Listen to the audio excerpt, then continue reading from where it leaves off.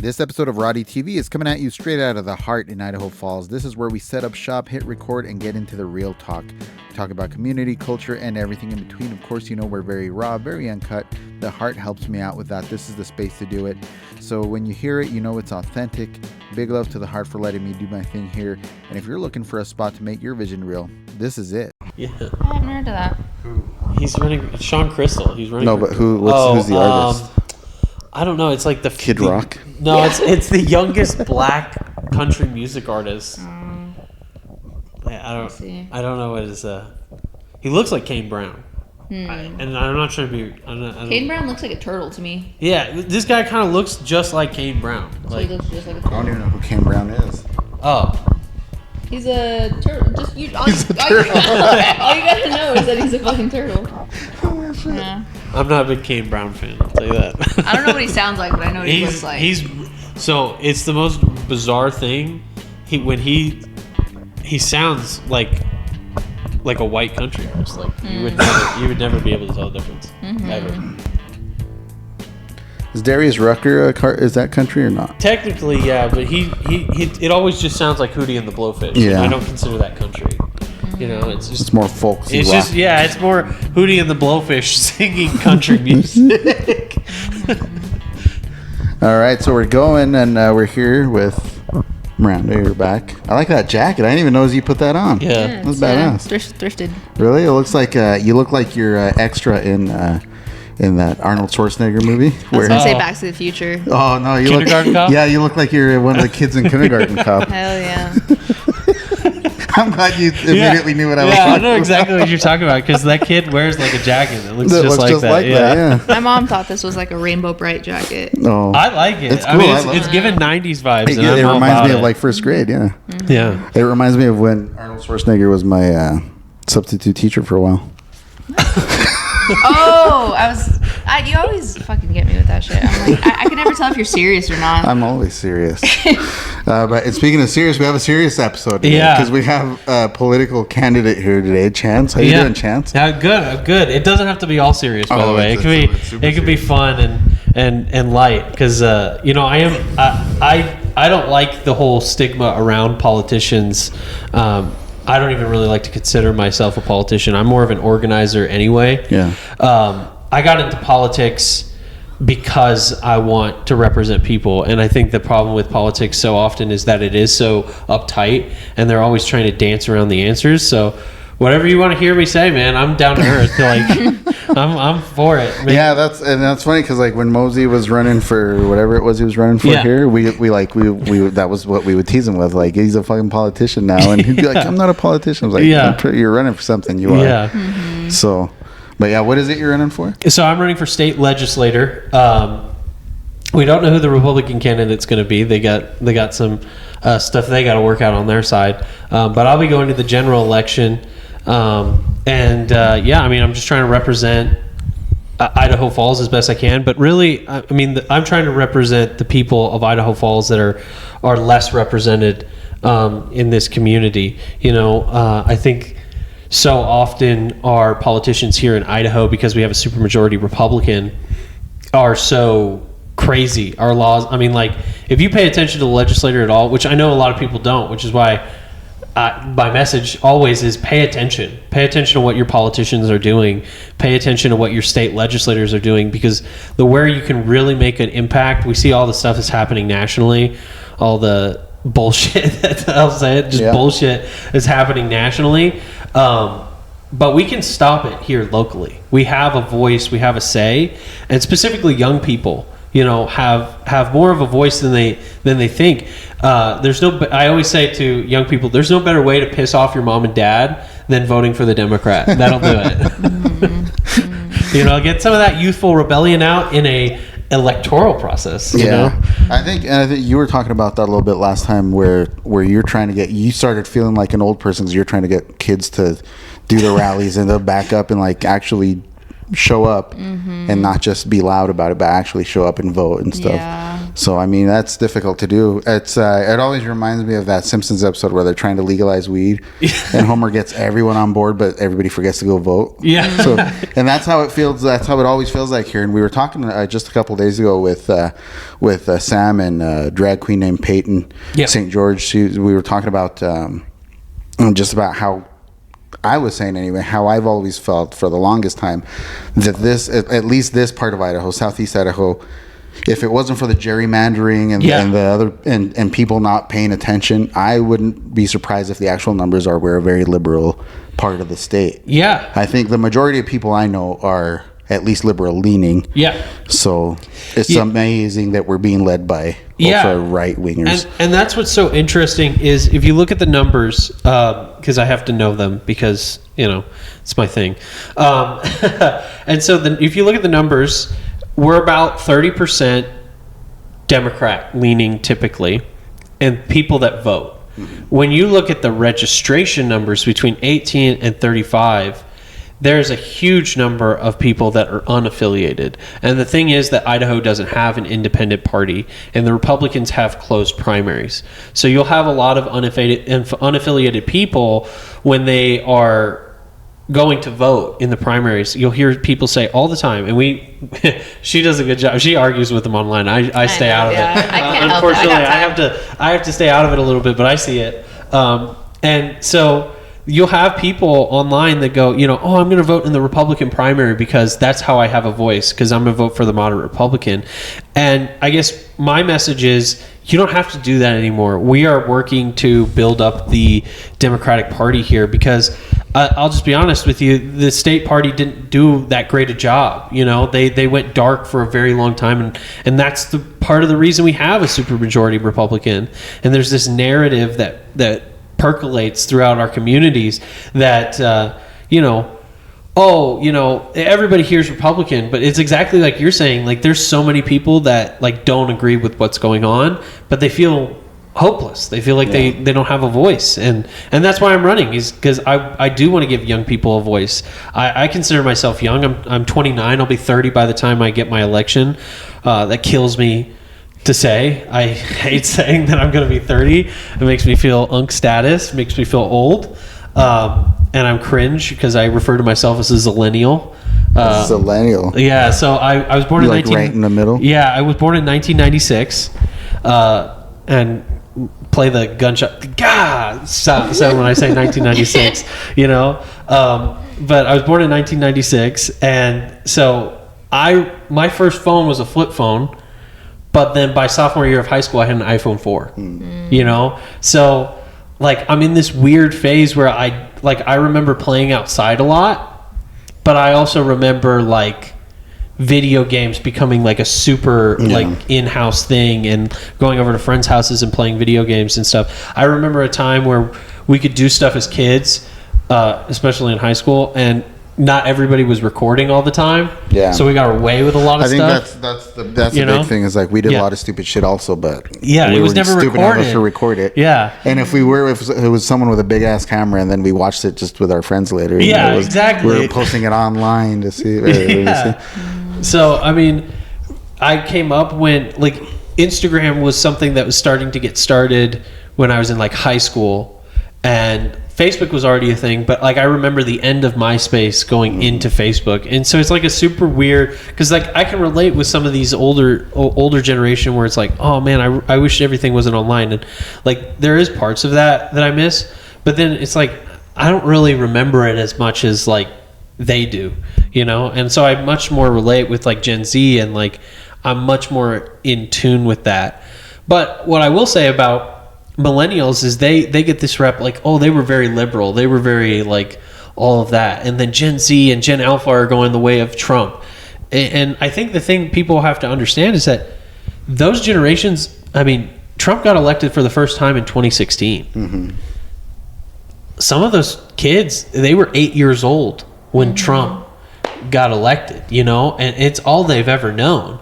So I think, and Joe Biden didn't do a great job with that at all. So I think when you're looking at it from that lens, it really kind of paints a picture of like, yeah, we've got to show, like, I need millennials to come back into the fray as well. I know so many of them have gotten tired and they go to move to other places. They go move to like Seattle or something, more liberal areas. But, you know, the real work is in these red communities and showing the youth that, you know, you can have representation. You can run.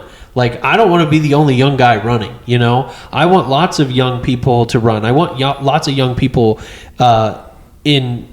involved, and that's why we started the Young Democrats. I convinced Miranda I wasn't a Fed trying to infiltrate the leftist scene, coming out of nowhere. Were you weary of him when you met him then?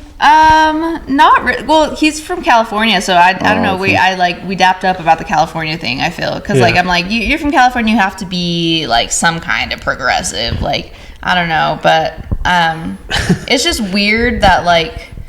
I don't know. It did come out of nowhere for sure. Yeah, it did. Because I was super involved when I've been super involved in politics for a while, but I grew up very conservative, like super conservative, super evangelical conservative. My parents, when I was a little bit older, we moved from California to Kentucky. And then I grew up in Tennessee and Kentucky, kind of like, I won't say grow up. I spent a lot of time there. And so it shaped a lot of the way that I thought. And at that time I was super conservative. I was super into like church and stuff like that at that time. And then I got married like super young, like 20s. Cause like, that's a thing that you do in the church. I'm sure people here know that. Right. And then, that didn't work out. Right. And once I went through that divorce, I kind of had like this, finding myself, like, what do I actually think? Cause like, I just went straight from like college to marriage to what? You know? You just kind of did what you were told was set out for you. Yeah, it was. And then I started thinking, like, what do I actually think for myself? I don't know if you'd even felt like you'd ever made a choice for yourself up to that point. You know, that's kind of the thing. I never did. You know, I felt like my trajectory in life had been determined for me. And not even just by my parents, because my parents were like, don't get married so young and everything like that. They were trying to talk sense into me. But like the grip that the institution that I had been raised in had over me. And I was like, well, if everybody at the church is telling me it can't be wrong, right? Like my parents have to be the one that's wrong. Like this has to be like the path. And so I started thinking for myself, and I did deconstruction with my religion. And, you know, I say to everybody, you know, I think that if you took everything else out of the Bible and just heard what Jesus said, that guy's pretty woke. That guy's pretty left. So I think, you know, I'm down with that. But as far as like religion goes, I don't practice anything. You know, my mom is Jewish, my dad is Hispanic. And so I'm a mix, and I don't really believe in anything anymore. But what I will say is I found my politics, you know, and that's what I believe in. I believe in that humans have the right to decency and dignity, and I believe that, you know, people should be represented, and that we should be our government's job should be to take care of its people and work for us, basically. Yeah. And I don't think they're doing that. I don't think, especially in Idaho, I don't think they're doing a good job. I think most politicians, most people that get into politics nowadays is not to be a public servant, is to make a career out of it, because they know they can make however many figures and own the big houses. God, can you imagine doing? I could never imagine doing this as a career. Yeah, so it's like you're doing it for the reason that it's supposed to be set up, to be a public servant. Yeah. But that's not the case, and that's where we're at right now. And it's been, you know, a big part of the population's fault just because of what you said, because we don't pay attention, because we're not showing up. Yeah. And, you know, I've never been, I mean, I've always been very much an anarchist. I don't believe in any form of government. And so I never paid attention. Yeah. And then it bites you in the ass when you're suddenly living under Trump. And then suddenly everything that you thought was just normal is suddenly illegal. Yeah, and he sucks. So he really sucks. And you know, like for me, you know, I understand how the Republicans did it, because my family was so ingrained in the Republican Party, and you know, my grandmother like still gets handwritten letters from George Bush and Trump and stuff like that every Christmas. And she lives up in Michigan, and so you know what I mean. Like they were very ingrained. They were like Reagan Republicans all the way through and through on my mom's side, which is like, it's so weird. But my mom's dad, he went to California when she was really young and became a real estate broker. And so he was like a capitalist, but he was like Willie Nelson and Jimmy Carter. That was his, you know, so like I have different portions of that throughout my family, but what I'll tell you is people are waking up to it, you know, like people that weren't awake during the first time are starting to wake up to it. My mom has even said to me, you know, like, this is wrong, like what's going on is wrong, you know. I'm still working on my dad, you know. Dads are dads, what are you gonna do, you know? Well, I think it's the waking up to it. It's the realizing, because I have a friend who's a capitalist, who's always been super Republican, and we disagree when it comes to politics on a lot of things. But I've never thought of him as like an evil person because I disagree with him, and he's very anti-Trump. You know, he's as much of a capitalist and Republican as he is. He realizes that what's going on now is not aligning at all with what he believes in, and with his core of the knowing what's right and what's wrong. Yeah. So he's not going to vote for him just because he's a Republican, and I think a lot of people are starting to realize that, you know, too little, too late.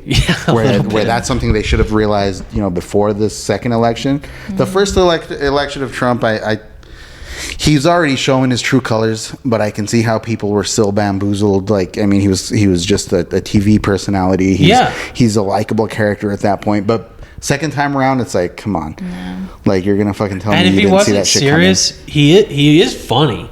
Like if he wasn't like so unbelievable, like if it wasn't real life, it was a sitcom. It's probably one of the funniest sitcoms you could ever watch. But it's a dark comedy. Yeah, it's like a dark comedy, you know. But like he's for real, you know. Like when he goes into like a Tesla and says like everything computer, like that's so. Like it's funny. It is funny. Like, and I know he's not meaning to, stupid but shit. You know, like he's stupid. Remember when he tweeted? And this was way back when he tweeted a random word, "Kofif." Kofefe, or whatever it is. Did they ever figure what that was? Isn't that like a dessert or something? Or something like that. He was trying to say a dessert or coffee or something like that. I always thought he was slipping. Yeah, well, he still is, man. Well, yeah, he was, but he was slipping at that time and letting us. No, the plan it was right before COVID hit. Yeah. I'm like, that motherfucker just misspelled COVID. He forgot what they told him. Like, what? Well, I mean, you know, the funny thing is he did know about it before everybody else. Yeah, that's what I'm saying. It was happening in China. It's like like our international intelligence, like the thing that people don't understand about America, or like regular people. Obviously, there are educated people that understand about this, but America's global hegemony. Expand and us as like the world police, we know everything that's going on everywhere now. Maybe there was times in previous times in history where we didn't know everything. At this point, if something's happening, we know what's going on. Yeah, it's not like back in the day when you didn't know, where someone would write a letter from across the world and you'd eventually get it. You might eventually get it and know what's going on the other side of the world. Well, we immediately know what's happening on the other side of the world. As soon as it happens. Now, the COVID thing was also just people blowing up too much, making stuff up, really, too. Because I remember, like, one of the first videos I saw of COVID, like, not even in 2020, it was probably, like, late 2019. They're like, oh, this new virus from China. And the video, like, as soon as the doctors, like, came in contact with it, they were, like, falling down and fucking... and I'm like, and convulsing. And I'm like, I don't think that's real, guys. But so many people believe that. And they were just making it scarier and scarier to where we thought we were living in some apocalyptic movie. Yeah, I mean, it was... When it was something we could have faced, you know, with obviously, like, educated people, with doctors. Other places were, like, doing fine. Like, they were like, all right, we got this under control. And then we're like, let's downplay it. Let's downplay the hell out of this. Well, you know, that's what I think is so... Like, I think back on COVID, and I was living in Tennessee at the time, and Tennessee didn't quarantine either, you know. And Tennessee and Idaho share a lot in common when it comes to politics. So I'm like, the difference about, I think, Idaho politics is in Tennessee, you don't have Democrats registering as Republicans to vote in the primary. You're either Democrat or you're a Republican. And the other thing about Tennessee and Kentucky is they have Appalachia. And I was living in the area where it's getting into Appalachia. And that area has a long history of hating law enforcement and hating the government because it's been left behind. And the Democratic Party's worst failure, in my opinion, is that we left behind the rural working class individuals. We used to be the party of the working class. We left those individuals behind for the suburbs. And I'm just going to tell you right now, if you can get a working coal miner to show up for you in an election, he's a lifelong person that's going to keep showing up for you. You'd be lucky to get a wine mom to show up for you. You know what I mean? When she's got a million other things like kids soccer going on. And so I think the fact that we've left behind the working class individual is another reason why I'm running. I want to make sure that people aren't going into like debt over medical expenses. I want to bring industry here to Idaho. Like, I may not be huge on capitalism, but I want to bring industry here so that people can have high paying jobs and we don't have to have, nearing retirement age people working at fast food restaurants because that's the only business, that's the only work they can find. I had that conversation just yesterday. I was on the phone with my friend while I went through the Burger King parking lot, the drive-through rather, and a lady that was there was older and elderly lady, and it was later in the evening, and I'm like, could you imagine being that old working fast food on the bitch shift? No. Like, I could see like, oh yeah, I've been working here since I was young, and now I get off by like 3 every day, and right? Like, you kind of, but now it's like they're taking like the bitch stuff, the shift nobody wants. That's like, I would hate working like that, and even at my age. Yeah, and it hurts. Here's the other thing: it hurts beyond that. It's like you have this scarcity of jobs. So you get, we talk about young people and the promise that was made to like my generation. My generation was promised if you go to school and you get a degree, then when you get out, there's going to be a good paying job waiting for you. And I'm fortunate enough, I was able to find one through the company that I worked through, and I do project management. It took me a long time to work up to the place I'm at now, and it's a luxury that I'm able to run because I got to spend 90 days up in Boise, and luckily I work kind of remote, so my company's like, go, as long as you're getting your stuff done, that's fine. But not everybody has that luxury. And secondly, I got into that as soon as I graduated, and it was like 2016, 2017, right around that time that I got into that. And God, that dates me. That was 10 years ago. That's crazy. But there's a lot I focus on about my age because I'm getting older and I don't like it. But when I look at that, that whole landscape of the job market is completely different now. Like, if I was to graduate right now with the same degree that I did, and I went into that, I don't think that job's there for me. Yeah. You know? And it may not be there for me because an elderly person that was looking for a position needs it as well, and like that's another thing. That's a reflection of a failure on a system. Yeah, right? that's where I was going with that. Is like that. Like, if we were really as prosperous as they claimed we are, that old lady should be home like watching TV right now. 100%. Yeah, at that age, enjoying her grandkids. Or enjoying traveling around the country with her husband in an RV or whatever. Not working, and then there was only like 2 people working at the Burger King. So I was in that drive-through for a while. I was like, you're telling me the only people willing to work at this Burger King are this old lady and some guy? Yeah. I mean, and that's the other portion of this as well, is we talk about like, we need to get jobs here. I'd prefer union jobs because they do boost, like, there's this narrative that unions are what made the jobs go overseas. I think most people are starting to wake up to the fact that those companies would leave either way, because the thing that you got to understand is it is unbelievably expensive to take a manufacturing facility or anything like that and move it overseas. Yeah. You've got because it's not like you just leave the equipment there. Like some of that equipment is permanently like stuck in the ground, so you got to like lift that up, ship that overseas, like, and that's thousands and thousands of pounds of equipment that you've got to move overseas, or you've got to buy all new equipment and put it into that new facility overseas. No company was making the decision to go to China when all the companies were leaving to go to China in like 2008 and everything. No company was making that decision because a union wanted like $5 more an hour. Like that's crazy. That wasn't the deal breaker. That was not the deal breaker. They were going to move to China either way, but they figured, oh, we can blame it on unions, and that helps whatever we have left here in America get rid of unions. And that's what you've seen. You've seen the slow decay of unions and things like that, and trades and things like that. And now you're getting more in, now you're starting to get more into these AI data centers.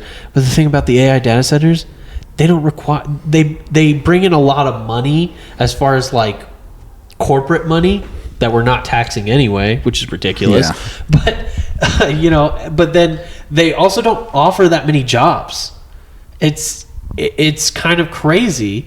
And that's not the type of thing that we need to be bringing here. I love that Idaho Falls has like a nuclear facility. We should have more nuclear facilities. We should be moving that way. And there used to be a lot of concern around nuclear, but it is the safest and cleanest renewable energy that we have. Yeah, and it really is. And I have a friend who works up there. She's a nuclear engineer. Yeah. And so she tells me a lot about how it's been so misconstrued over the decades. Yeah. About how dangerous it is and how explosive and shit it is. Yeah. It's like not of that's true. Yeah. It's the cleanest, but everybody's afraid of it now. So well, by now, compare now from when people started that stigma, it's super safe, super clean. But now it's too late. Now everybody's just scared of it. Yeah. Well, I mean, there was a what do they call it? A meltdown at the Idaho Falls at the INL. Yeah. Way back in the day, because I went at the night at the museum. This is all secondhand information I got from the night at the museum. Shout out to the night at the museum. That's. I think it's cool that Idaho Falls has a museum. By the way, I think that's awesome. I just came from the museum. I love this. Yeah. I love that about this area. But I think when you hear about that, it's like we had a meltdown and hardly anybody ever knows about it, and it didn't go Chernobyl. There were people that died, but it was three guys. That's you know what I mean? That's one of the safety concerns with any industrial plant, with anything like go look at any place. Like I was working in a facility, and or I was visiting a facility, and they were telling me, oh yeah, you got to be really careful about the forklifts around here. We had somebody die last year. And I was like, what did they die? Oh yeah, a pallet fell on them. Mm-hmm. You know what I mean? Or a forklift ran them over. So that stuff happens at every type of facility. Those accidents, it's all about how preventative you are. And there is not really any type of place that is as strict about safety regulations as a nuclear facility. Yeah, I can imagine. I'm sure the accidents per million at a nuclear facility is like it's a lot less than any other plant. Yeah, sometimes I watch videos of people getting killed by forklifts.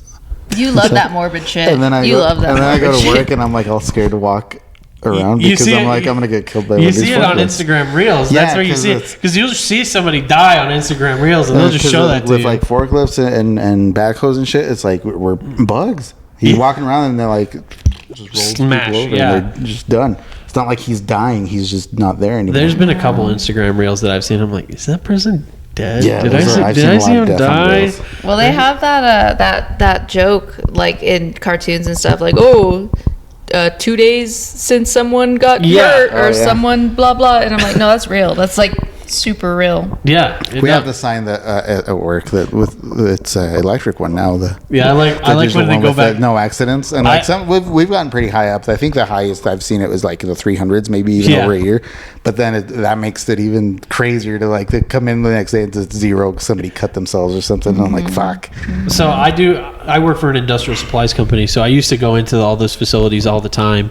Now my job is a little bit more focusing on like our internal distribution and stuff. But back in the day, I used to go into customers' facilities all the time. That was always the thing I'd go check. I'd always go check their safety board to see what the numbers were, because that was always going to tell me is like how careful do I need to be around here? Because if it's up in like the 300s, I saw one where it was in the thousands, and that what a credit to that place.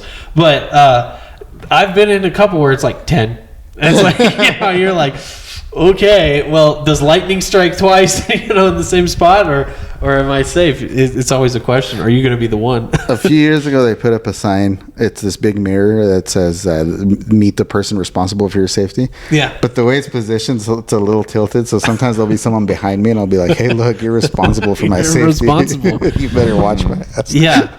I'm for sure getting cancer from all of the facilities I've been in. I've been in places with like asbestos all across the country. I've been in places with like literally where you could see cutting fluid all in the air, and I'm just breathing that stuff in, no masks or anything like that. So I always say, like, I'm not getting cancer from like smoking or anything. You're gonna like get that. mesothelioma. Yeah. Smoking's pretty safe. They have filters on the cigarettes. Yeah, No? that's I heard about that. I heard that they're starting to do that now. I think my lungs are halfway filled with sawdust by now. Yeah, and it's like it's fine. It'll be fine. Sometimes, like if there's certain wood that gets a lot dustier, or even sometimes some things that give me a little bit more of allergies, sometimes I'll wear a mask. Yeah, but for the most part, you're wearing the safety glasses and the mask. It's like you're fogging up. It's like, oh yeah, it's like it's just don't even wear the mask. That's the worst. I went into one place and I can't. It's bad when you walk out and you like blow your nose, and it is the blackest gunk you've that's ever. me. That's me every day after work. Get home and in the shower, just farmer bullet and just black shit going down the drain. Grossest stuff. But yeah, no, I mean, and that's why I've seen like. But I don't work at Burger King at 7 p.m. on a fucking Wednesday. And that is the thing. It's like, yeah, you don't work at Burger King, but. And you have this good paying job, and there are downsides to every job, but like bringing those types of jobs and high paying jobs, or even trade style jobs, to an area can have such a huge impact on the people. And beyond that, I think the other thing that I try and focus on is education. Education in this state, we're pretty low on the education. If anybody looks it up, we're pretty low. I was just talking to my daughter about that because they're doing ISATs, and I'm like, I don't see what the fuck. Like, you're just doing an ISAT so that in a couple of months they can come back and tell us we're the lowest in math and the lowest in reading. I'm like, except for like Louisiana or some shit. I'm like, come on. Like New Mexico maybe or something like that. I'm like, we're always way down there in education, and I'm like. Don't even stress about the damn test. Yeah, and my mom was a teacher, right? So I got to, like, my dad worked in factories, and my mom was a teacher, and so I got to see both of them be in unions, and then I got to see my dad went out of it, and my mom's now working in school administration in the Jefferson County area. Oh, nice. So I got to see like my mom spend money that we really didn't have on students that couldn't afford anything. And that's why I think public education is so important. And I think Idaho and places like Tennessee and Idaho and all these red states, they're all trying to move to these private schools, right? And we just did this. The big thing that you'll hear about is the private school voucher, which needs to be undone, which basically is just giving rich people that sent their rich kids to private school anyway, and now they're getting paid to send their kid to private school, and there's very little accountability on that. And it's like, we could just take that money that you're doing for that voucher, the extra additional that you did, and you just fund the public schools. Yeah. And they're attacking teachers unions to where they can't make you pay dues to a teachers union, and they can't force you to be a part of a teachers union in a public school. And it's like, it's in their best interest to be there anyway. And so more and more they're trying to erode our public education, and my philosophy is exactly the opposite. We need to be preparing our people today for the jobs that we're going to try and bring here, like these nuclear jobs. I don't want to hire a bunch of people outside of Idaho to go and work at the nuclear facility. Yeah. I want to make sure that Idaho is the place for that type of stuff, that we are investing in that. And beyond that, shout out to Maxine Durant, who's running for governor. She's awesome. She's in a primary as well. But she also made the statement of that while I'm all for public education, we have to understand that the way that we've been doing public education has not really changed since like the 70s. Yeah. Right? And so we have to try new approaches. And the thing that you see at these charter schools is like Compass Academy, right? They're more of a project-based learning. There's no reason that our public schools can't also move to that style of education if we see that successful, right? So, I mean, when I look at like private school versus public school, it's all about funding. It's all about who's investing the dollars where. And it's another area where our representatives are more worried about very rich donors than they are the actual people that get them into office. And it's my goal, and what I plan on doing if I'm elected, is to focus on the working class people, to be communicative with my community. Because just because I go to Boise for 90 days doesn't mean that this isn't my community and my home when I come back, you know? And I'm plugged in. I try to be, at least. So your mom's a teacher. Your dad worked in factory, you said? Yeah. And so that's very middle class back then. It's a conversation I've had with a lot of people now. There is really no middle class. Yeah. I feel like the poor people bumped up a tiny bit and middle class bumped down, and now we're just all working class. Yeah. Like there's really no such thing as a middle class like there used to be. Yeah, it's eroded. That's late stage capitalism. And you would think where that makes us the vast majority, that would make us stronger, but instead we're just being pushed down by that 1%. We're just beaten down. Mm-hmm. It's and it's divisivism, and that's what it's one of the. If you study history, I love history. I'm like a big nerd, right? And this is gonna make me come off lame. I'm trying to get the youth vote. I'm gonna come off lame, but I'm a big nerd. But if you study like the history of like late stage capitalism and fascism and things like that, if you study like Germany in the 1930s, they had no middle class. It was eroded, but what happened, and so that was starting to erode. So you had you still had very wealthy like oligarchs, but then you had like this erosion of the middle class because of like the reparations that they had to pay for the war and stuff like that. But even if you study Italy, same circumstances, right? The erosion of the middle class, and the funny thing is Mussolini talked a lot about the superior Italian male, which is you hear about the male loneliness epidemic that we have in this country, is very reminiscent of like 1920s, 1930s Italy with like Mussolini. And when you start to understand that like that is a key factor in fascism, is that the middle class is eroded, so you don't have a middle class anymore. Oligarchs are still there. And then what they do is they start to pit the working class against each other, because and you can see this even in Ronald Reagan's department. This goes back to education. His head of education, the reason that we cut the taxes for the top 1%, because it used to be, I'll put it like marginal tax rate used to be like 90%, and I think by the 80s it was like 70%, and college was significantly reduced. One of the reasons that they defunded education and took that away a lot and tied that to income, or not income tax, but your property tax, right? Which is another thing we need to change. We need to decouple education from property tax, because people aren't getting into homes, right? We need to figure out a different way to fund it.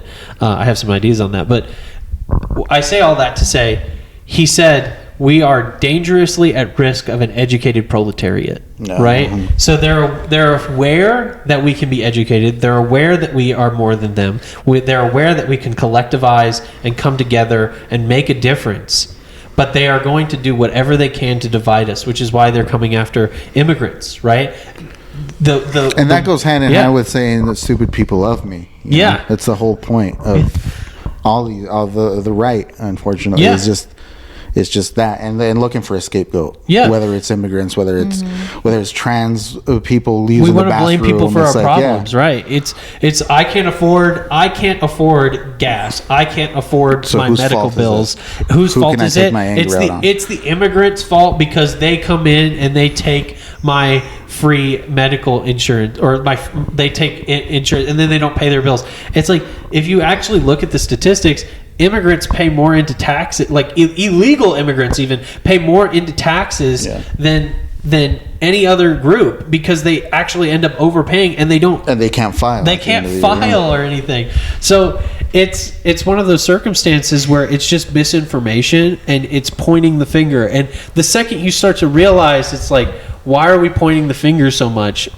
You know, it's a scapegoat. They don't want you to look at that. They're absolutely fucking you over in every single way. I mean, our top federal marginal tax rate is like 32%. 32%. Over $250,000. I mean, somebody that's making $250,000 pays effectively the same tax rate as somebody that makes hundreds of billions of dollars a year. That's crazy. There's no other country on earth that is like that.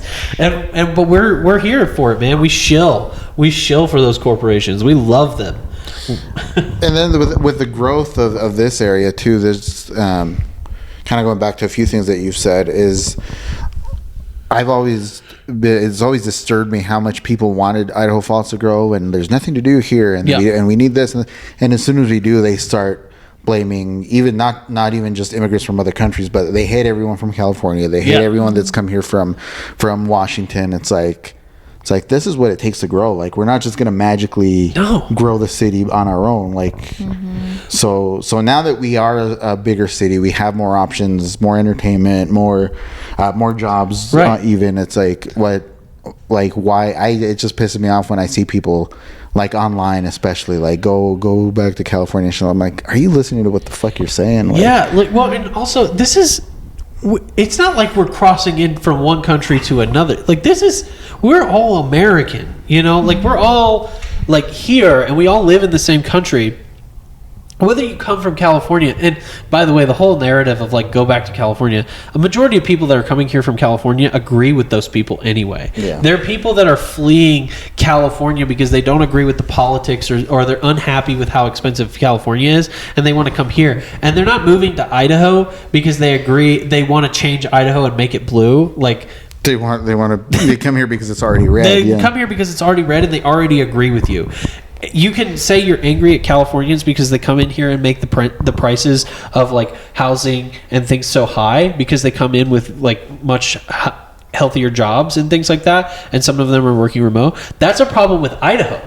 That's not a problem with California. That's a problem that that tells me that our wages aren't where they need to be, and that we're leaving our own people behind, and that we're not building enough homes. And why are we not building enough homes? Oh, because the prices are so expensive. Why don't we have enough homes? Oh, because private equity has bought them all up. It's not Californians just buying them all up. It's private equity buying up homes, leaving those homes empty and abandoned, and then just putting them into a portfolio that says, hey, look at my investment portfolio. And that's crazy about this area now too, is like we never had such a big homeless problem as we do now, and we've never had so many empty homes, so many empty dwellings as we do now. It's like you would think with so many empty dwellings that we wouldn't have people on the streets now. That we shouldn't. We shouldn't, and that's one of the things that I would work on if I was in the legislature, is we should ban private equity from owning single family homes. And not only should we ban them from purchasing them in the future, if they have those homes, we should give them a time limit to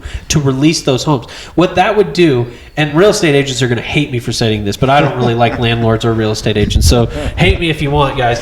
But here's what I'm saying, is at the end of the day, what that would do is that would give the market a lot of homes that young people could get into. It would significantly drive down the rate of homes. Because right now what we have is hyperinflation. And you hear Trump, it was just a big thing in the news. He wants Colin Powell to lower interest rates, right? Well, what happens is when you lower interest rates and you have high inflation, you get higher inflation. Things skyrocket because people go to buy the homes. And then the prices of the homes, that's what we got into the bidding wars. Mm-hmm. Like when we talk about right after COVID, right? The bidding war, people coming in from all these different places, private equity coming in, paying cash. People's like, oh, I'm getting into bidding wars over this house. It should be worth $200,000. Now I'm paying $600,000 because I got in a bidding war. Why? Right? That is what happens when interest rates go down, but inflation is still rising, and that creates hyperinflation. And you know what happened in 1930s Germany? hyperinflation. It wasn't good. And hyperinflation is a very key indicator that you are headed into a very, very dangerous and bad situation, because bad people love hyperinflation because they can look and they can point to tons of very different groups. Easy to manipulate. And it's easier to manipulate people that are hungry. Yeah. So easy. If that's 100% right. Like, these dictators, they use the fact, like, it used to. My grandfather grew up in the Netherlands. He was my mother's stepfather. He grew up in the Netherlands, and he came over from the Netherlands in World War II. Right after World War II, he came over, but he used to tell me stories. And they paid, like, in the Netherlands when it was occupied by Germany.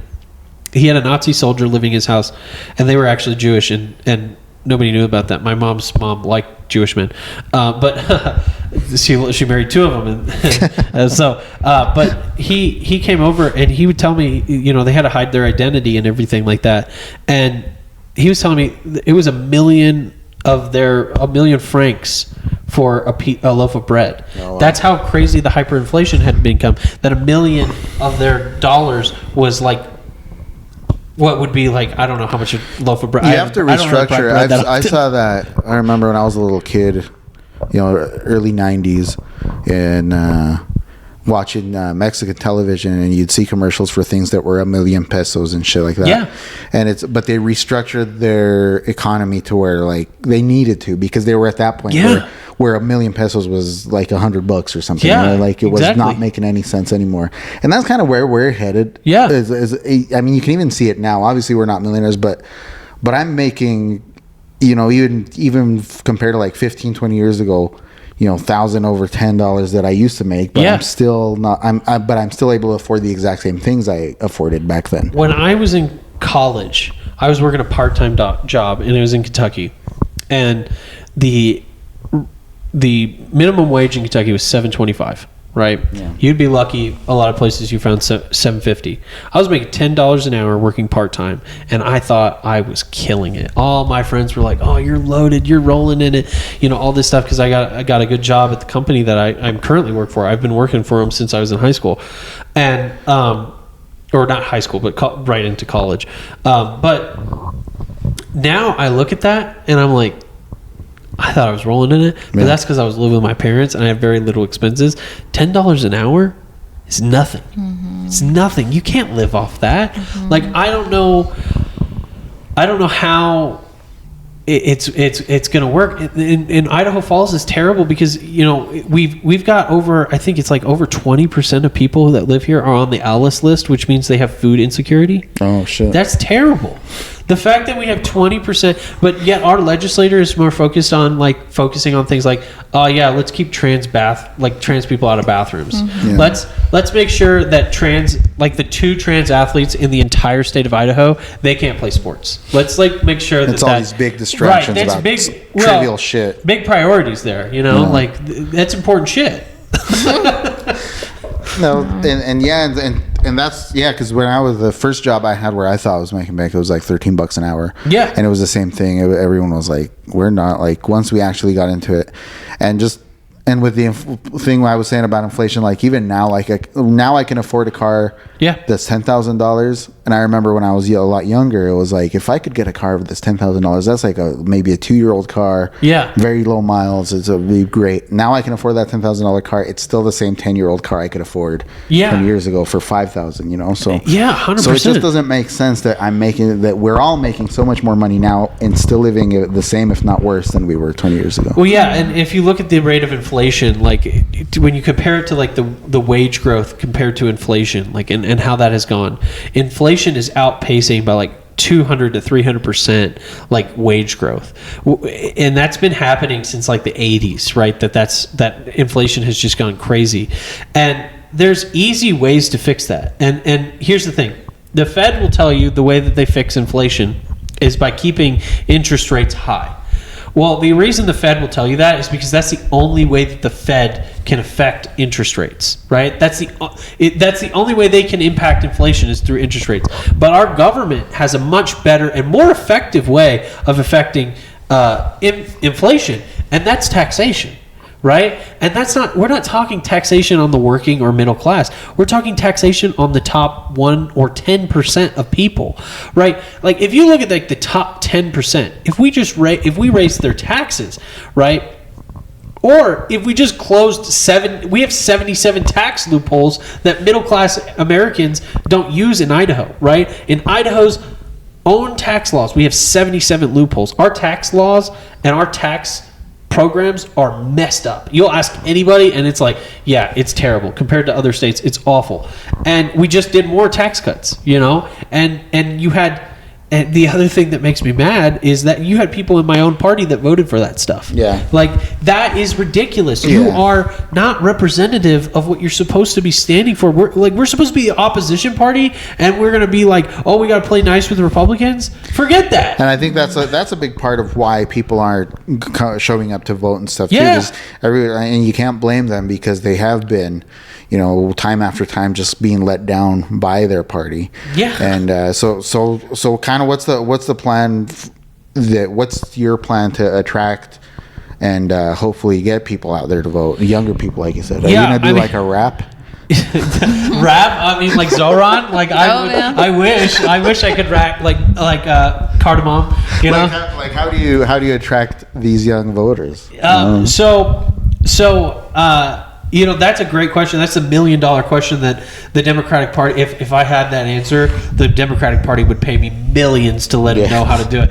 They wouldn't listen to me even if I did tell them, but they would pay me for it. And so that's actually my scheme. That's actually... You're just going to make $1 million off of that? No. And call it a day? No, so thanks for uncovering me like that. No, the way that I'm going to get young people to vote is I show up, right? I show up to things they care about. I show up to these protests because I care about them too. I share an interest. I try and relate to them. I try and show up where they show up. I show up on shows like this because I know you have a younger viewing base and stuff like that. And it's not like I wouldn't show up here anyway. Like I'm trying to get my name out. But like this is a great way for me to show young people that like I'm not like Gavin Newsom, man. Yeah. Like, I can't fucking stand people like that. Like, I hate those guys. And, like, I am very loud and somewhat abrasive and very direct. Miranda will tell you about that. Like, I think that's what we need, though. Yeah. We need someone that's going to not, like, be a pushover and be very direct with what they want and really advocate for the people. Yeah. And I believe what I'm saying. Like, I truly believe it. And I've never been one to compromise what I believe for money. Like, because I don't want their money. I don't need their money. I don't need, like, APAC money. I don't need corporate dark money. I don't need, like, all this money. If anything, I need small donations so that I can continue to, like, put out literature. Because that's what all that money goes to. Like, when you donate to a campaign, or specifically my campaign, some campaigns will take that money and they'll pay themselves a $10,000 a month salary. Mm-hmm. Shout out Todd Achilles, who says he's running as an independent. He's faux populist, faux collectivism, and I can't stand that shit. He's paying himself $10,000 a month. What a piece of shit. Sorry, I'm probably going to get in trouble for saying that, but who cares? Why would you get in trouble? It's a free country. Yeah, it is a free country, and sue me. You're just saying the truth. Like it's not like it's like I don't know. You could find out that information, but you just got to do a little bit of digging. Well, yeah, and I think you should bring it to the forefront because the thing about it is when I'm talking about my campaign is like when people write me checks or they send me money. First of all, like there's so few corporations or PACs that even want to give a Democrat running in a super red state money anyway. So I'm 100% grassroots funded. I haven't taken a single corporate PAC money that I know of because I would know. But the other portion of that is all of that money just goes to like marketing.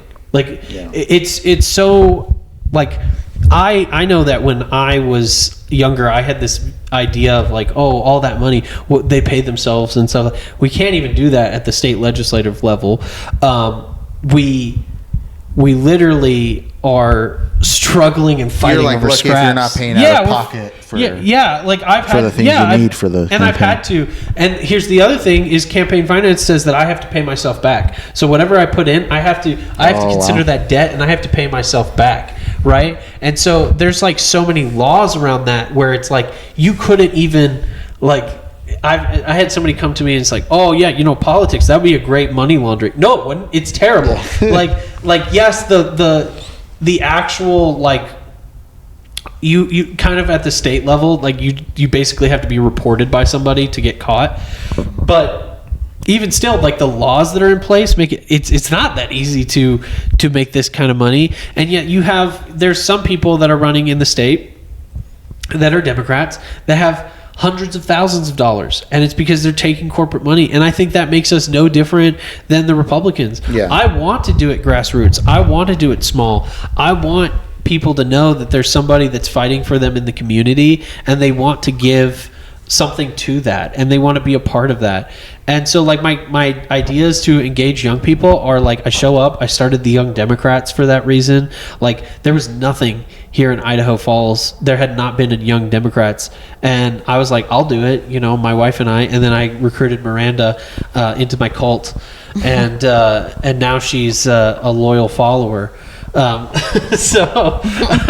but and my goal isn't to be in positions of power forever. Like I believe in the idea that we've got to turn it over to the next generation, because I'm so tired of the older generation not listening to me and telling me to wait my turn or sit down and shut up. And not letting go. Yeah, and not letting go. Like the boomers, let go, man. Like you can go and be with your God. Like just go, like I'm not. Meet Jesus. Yeah, Vaya con Dios.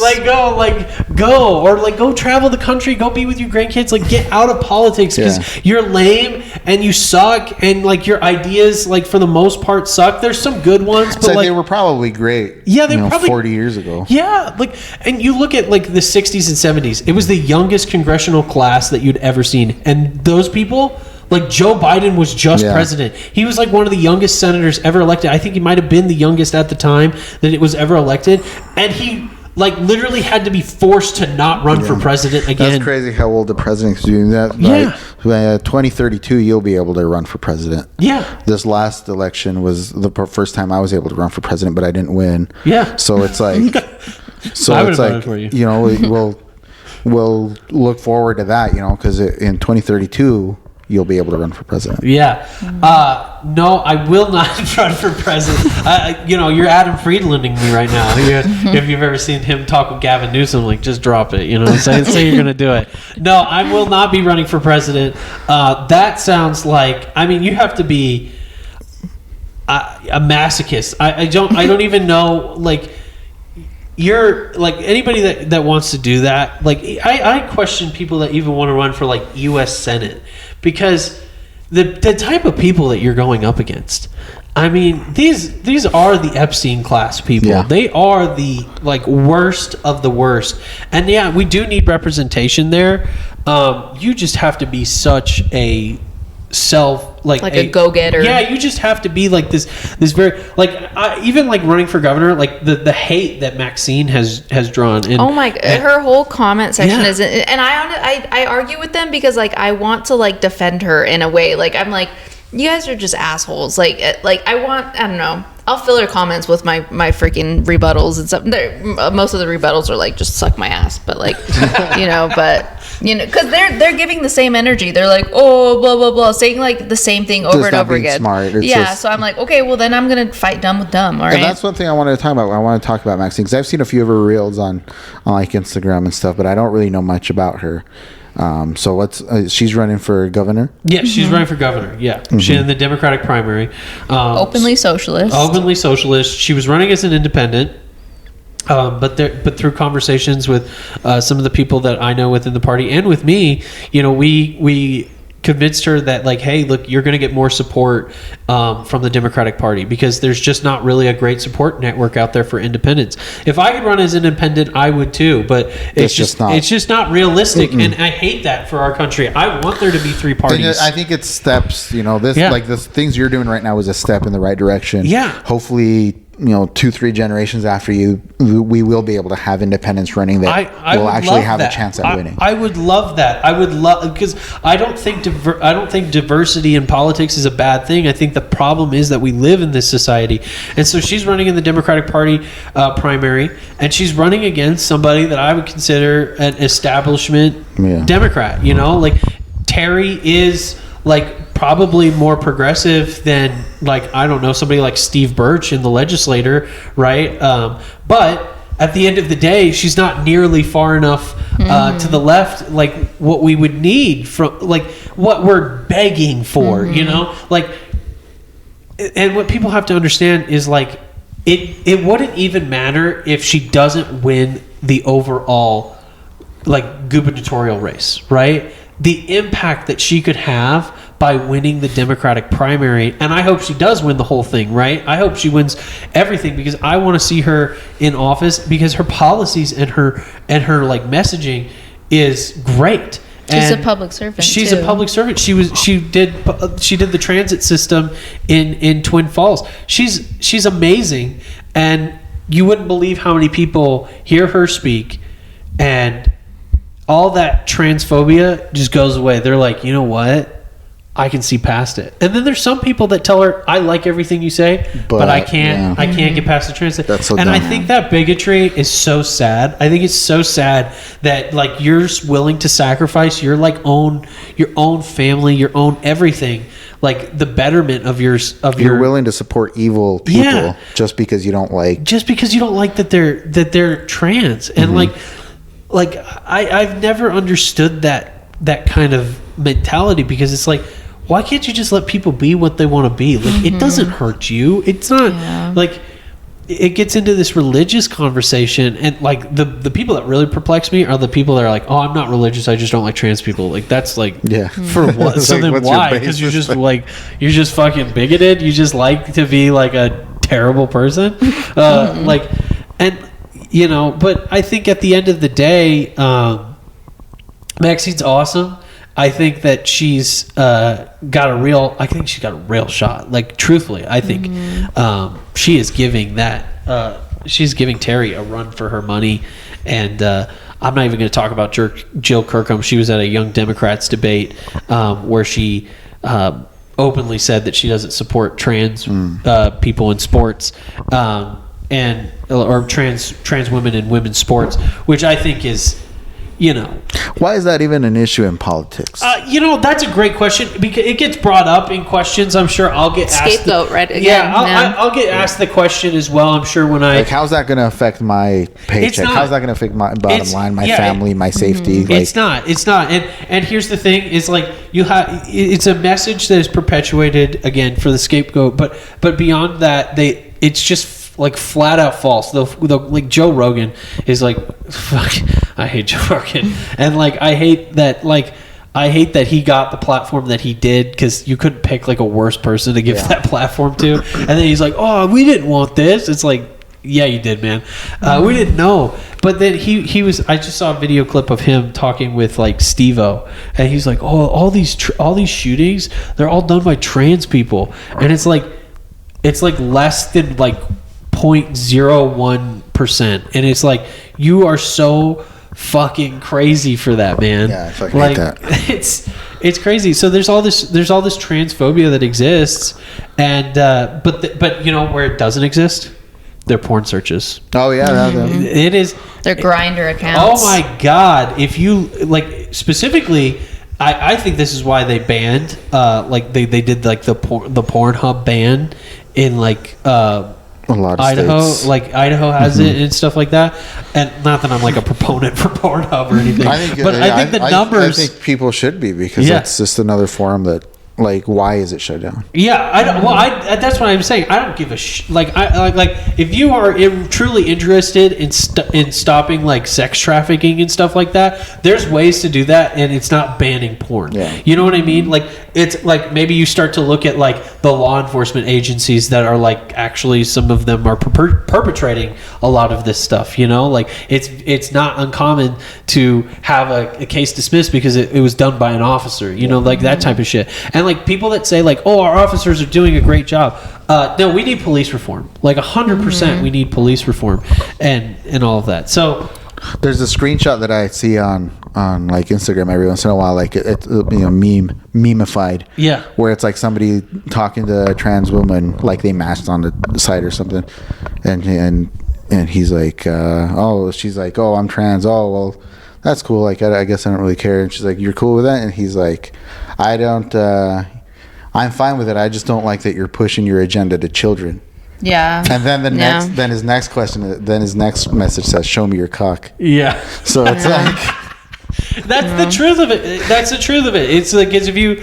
I think that's why they banned it, is because like too many of their Republican members were like getting caught, getting way into you know, that like shit, yeah. it's like there's a reason. Well, whenever they hate you have gay people so much, and then they crash Grindr. Yeah, they crash Grindr whenever they have an RNC. It's like, you know, it's like just be yourselves, guys. Just be like, yourself, Lindsey Graham. You know, look, who cares? Yeah, Lindsey Graham, perfect example. Like gay man masking. You know, Mike Johnson.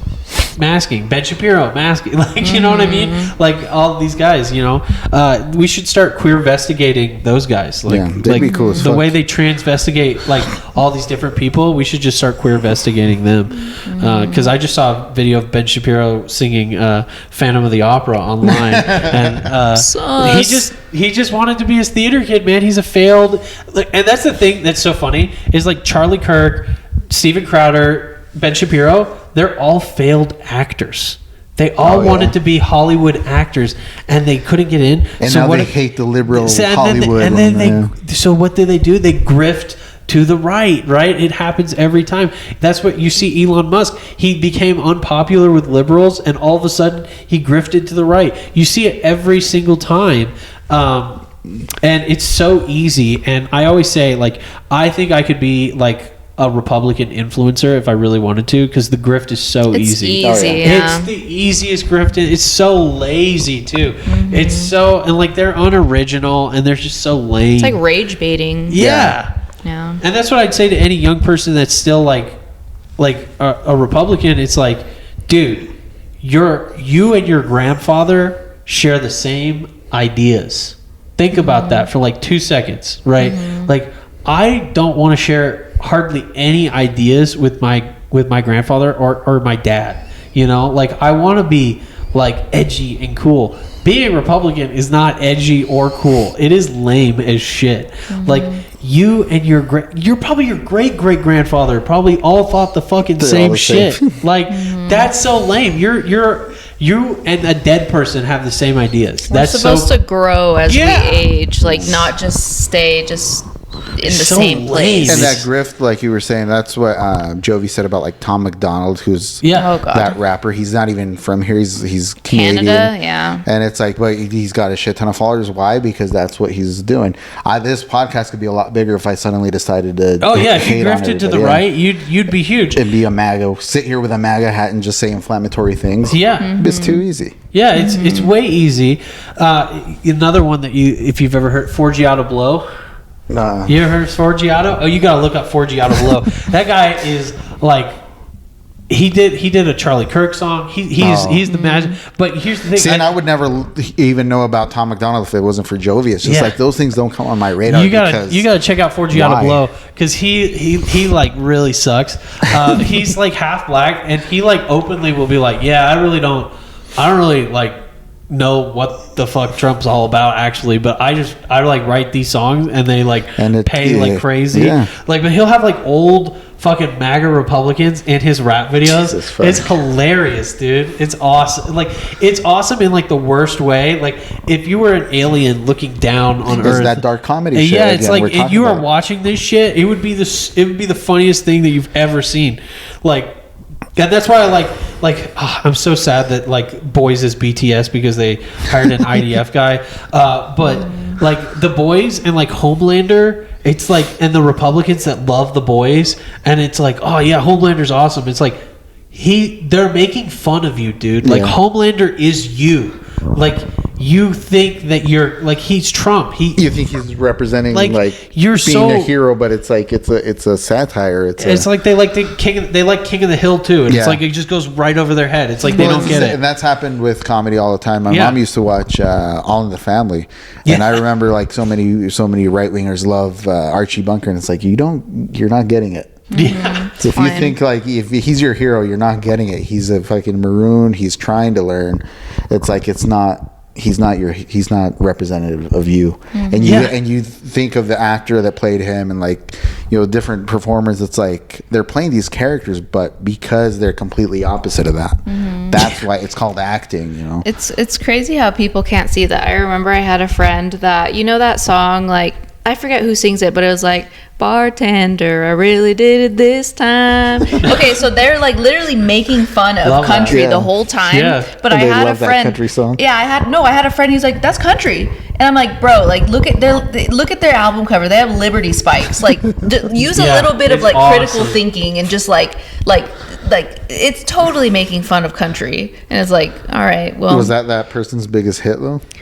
I think so. It's like that's what happens. It's like Heart of Glass by Blondie. Blondie was a punk band, but they were kind of making fun of pop music with Heart of Glass, and it's the only one everybody knows. Well, my favorite's the people that like the right winger, because I like I said, I lived in Kentucky, I lived in Tennessee, and Tyler Childers is from Kentucky, and there's so many right wingers that love Tyler Childers. Go listen to Long Violent History. What do you think that's about? Like, read between the lines, you fucking moron. Just like, come on, like just come on, dude. Like he's singing about like. And like, go listen to Cole, and you think that he's talking positively about those coal companies that all of your Republican politicians take money from? Like, you guys are so fucking like it's so lame to bootlick. It's so lame to like absolutely suck on that boot. Like, I think it's lame. It goes back to like education. I feel like if you were like, I don't know. College kind of teaches you like to critically think, which I feel like a lot of people, they're like, oh, it's woke. Like that's why they want you to go to college. Yeah, but literally it teaches you to like read it, like you said, read in between the lines, like critical thinking, and not just at surface level. Yeah, we should be teaching critical thinking in high school. Yeah, that should be is a course I had to take in college. Why is it not a course I have to take in high school? It should be something you take all 4 years. And I mean, it's something they try to the material is there. It's just not part of the curriculum. Because I remember growing up, even in elementary school, like at the end of every chapter of every history book, every book was like critical thinking questions, and it would give you a question where you would actually have to think about it, and it wasn't like a right or wrong answer. It's like, let's talk about it. But we never did those questions. They were in the back of the book, and I would read them and I would find them interesting, but that wasn't part of the assignment. It's like, just do up until that question. And you know, a lot of I've seen some schools that are starting to go more towards like the way of like you get those math problems, right? And then you know what, I saw this was actually related in Abbott Elementary as well, the show, which is actually a really good show, and it speaks a lot to like the struggles that public education has to go through. And one of the lessons was like the teacher was like trying to learn how to communicate with his kids, because like they just weren't paying attention in class and they were bored in his class, and they were like, okay, so like the teachers were pretending to be kids, and he was doing the math. So if Robbie has 6 apples and then you take 2 apples away, and how many apples does he have? And they ask like, well, is there an apple tree nearby? And he's like, let's not ask that type of. And they're like, no, allow the child to explore, allow them to like ask those types of questions, because it's engaging them. Like, and I think that's the problem, is that our education is so rigid. It's like you have to do this. Like, allow the children to have their thoughts and creativity and stuff like that, and you can still teach through that method, you know. And if they get too off track, you know, start singing a song like for these young kids, you know, like sing a song, get them back engaged, those types of things,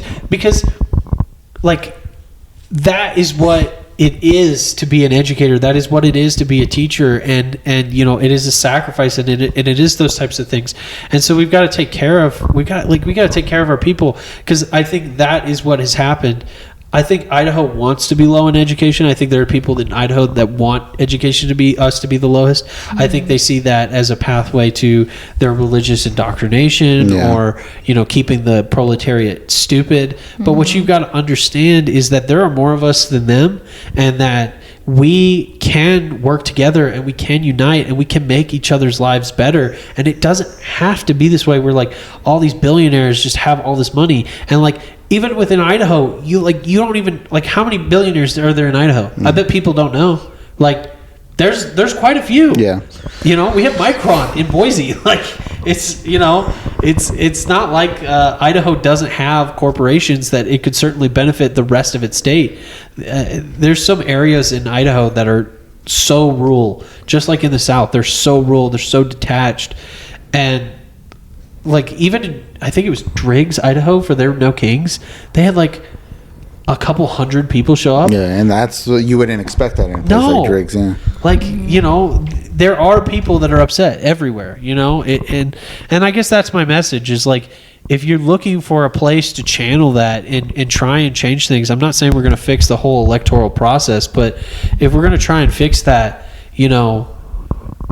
vote in the Democratic primary. Go register right now. Like, you can make a difference. Vote in your local elections. Vote in your county elections. Vote in your like city elections, because that does matter. That does affect your day-to-day life, like, immediately. Because I think that's the one that affects you, like you said, immediately. It's the one that people should focus on. Yeah. Even more so than presidential elections. And yeah, shit like that. The national stuff, like, you're like at the national level, it's like, and if you don't take care of your local level, you're never going to have it at the. That's exactly right. It starts from the ground up, because this is what the Republicans did. As somebody that grew up in the Republican household, it was the whole Republican Party fell in line, and they did what they needed to do ever since Reagan. It started where they started getting people in at the very lowest levels, and they just had everybody run, and they would contest every race, and they do it all right, and they built up this narrative. And I saw another comedian saying, like, people on the right don't fight like we do on the left, and that's something that we got to fix as well. Is because like you go to a right winger. Do you like Trump? Oh, I love Trump. Yeah. Do you like what's another thing? Do you hate black people? Oh, I hate black people. Do you hate the gays? That's okay. You'll learn, right? But on the left, we're like, do you like Joe Biden? Not really. Oh my God, how could you not like, or it's like do you like Zoran? Yeah, I love Zoran. Well, do you believe that all billionaires should be killed? Well, I don't know that I go that far. Oh, you're such a fascist. Like, it's like, dude, like, and I'm not saying that I'm against that. Like, you know what I'm saying? I'm just saying, like, what we got to start, like, educating, and like there's like an entry level. Like, we can't just get mad at people for being liberal and not understanding like whole communist theory or anything like that. It's like you gotta work with them. You gotta build up that relationship and and work with them and help them to see the world as it actually is. Because I'll tell you, it broke me when I realized the world was not the way that I thought it was. Mm-hmm. And it took me it was a process of me moving more and more to the left, and it took time. And if somebody had come in and said, like, oh, see, you're a fascist for thinking that, it might have turned me off. Yeah. I think that's everybody's responsibility. I think you've got to educate your neighbors. You got to educate your family. You got to work in your own community, and you've got to do that. And you got to put in the effort. And that's what I need from young people is, like, I know it's exhausting. Trust me, I know it's exhausting, but you can put in the effort and you can make a difference. And if you want to run, like, run. And if I'm here, I'll support you, and if Miranda's here, we'll support you. Like, as long as your platform is to the left and you're young and you're running, we're here. There's people here to support you and help you. Mm-hmm. Yeah, and I think we'll start wrapping up with that. Yeah. Just have everybody.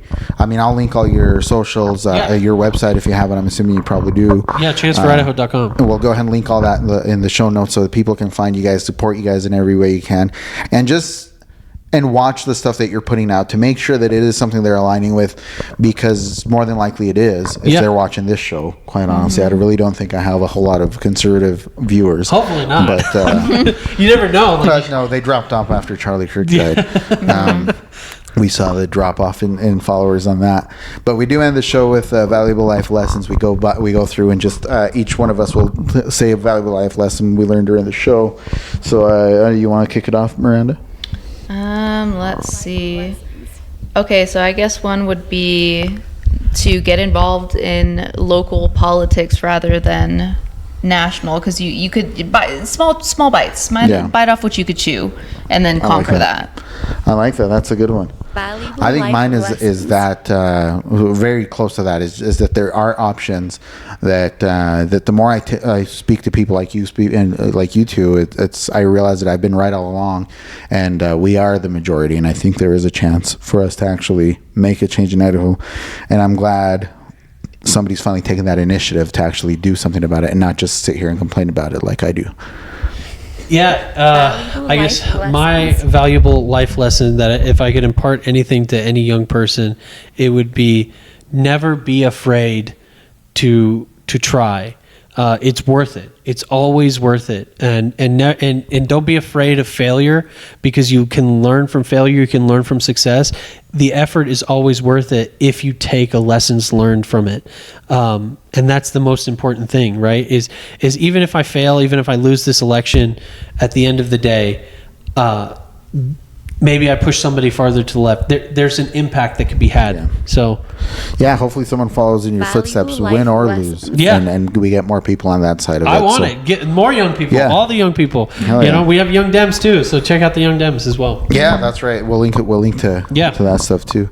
But thanks for coming on, man. It was Yeah, really good, appreciate really it. interesting. I'm glad you came. We have to do like a part 2 soon.